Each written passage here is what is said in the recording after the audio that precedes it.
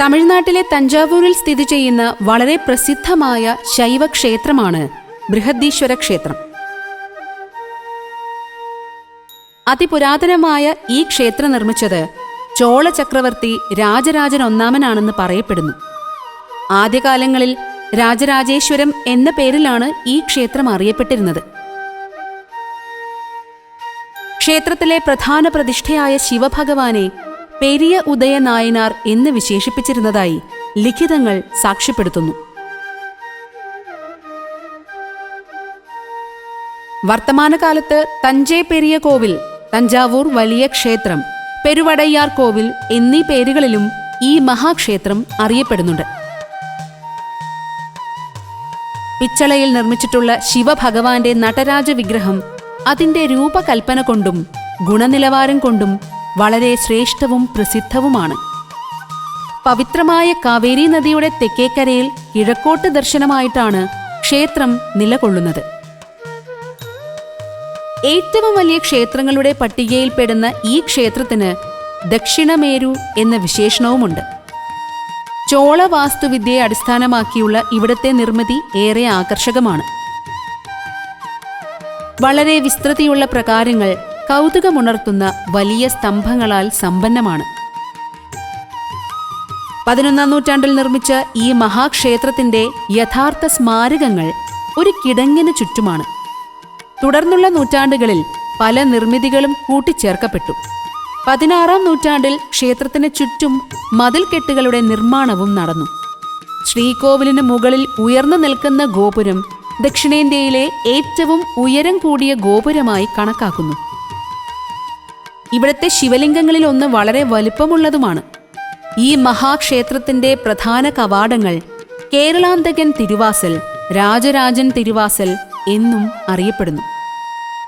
ഗോപുരങ്ങളും കവാടങ്ങളും പുരാണ ഇതിഹാസങ്ങളിലെ രംഗങ്ങൾ കൊണ്ട് അലങ്കൃതമാണ്.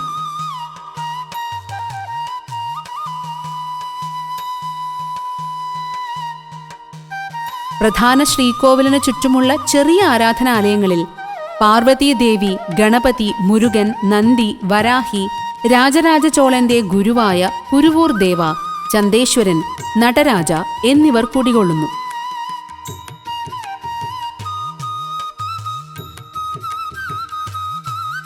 മുഖമണ്ഡപത്തിന് അഭിമുഖമായി സ്ഥാപിച്ചിരിക്കുന്ന ഏകശിലയിൽ നിർമ്മിച്ചിട്ടുള്ള നന്ദിക്ക് 2 മീറ്റർ ഉയരവും 6 മീറ്റർ നീളവും 2.5 മീറ്റർ വീതിയും 25 ടൺ ഭാരവുമാണുള്ളത്.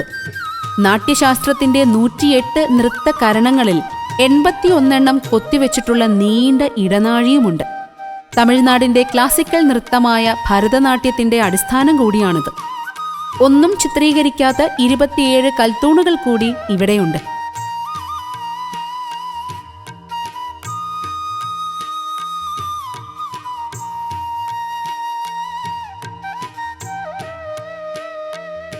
പതിനൊന്നാം നൂറ്റാണ്ടിൽ കൊത്തിയെടുത്തിട്ടുള്ള 81 നൃത്തഭാവങ്ങൾ അന്ന് തന്നെ നിലവിലുണ്ടായിരുന്ന ഭാരതീയ നൃത്തരൂപത്തിന്റെ തനിമയും പ്രാധാന്യവും സൂചിപ്പിക്കുന്നു.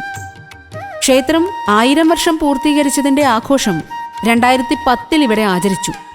പ്രസിദ്ധ നർത്തകിയായ പത്മ സുബ്രഹ്മണ്യത്തിന്റെ നേതൃത്വത്തിൽ 1000ഓളം നർത്തകർ അണിനിരുന്ന ഭരതനാട്യയജ്ഞം അരങ്ങേറുകയുണ്ടായി.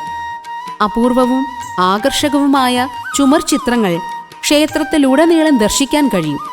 കൂടാതെ സംസ്കൃതത്തിലും തമിഴിലും രേഖപ്പെടുത്തിയിട്ടുള്ള അനേകം ലിഖിതങ്ങളും കാണാം. വളരെയധികം സന്ദർശകർ എത്തുന്ന ഈ ക്ഷേത്ര സങ്കേതം ഒരു ലോക പൈതൃക സ്മാരകമാണ്.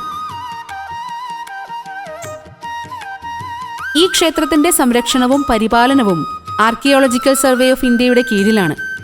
ചരിത്രവും പൗരാണികതയും സംസ്കാരവും കലയും വാസ്തുവിദ്യയും എല്ലാം നിറഞ്ഞു നിൽക്കുന്ന, ആരെയും വിസ്മയിപ്പിക്കുന്ന ഈ ക്ഷേത്ര സങ്കേതവും മഹത്വവും സ്ഥായിയായി നിൽക്കുക തന്നെ വേണം.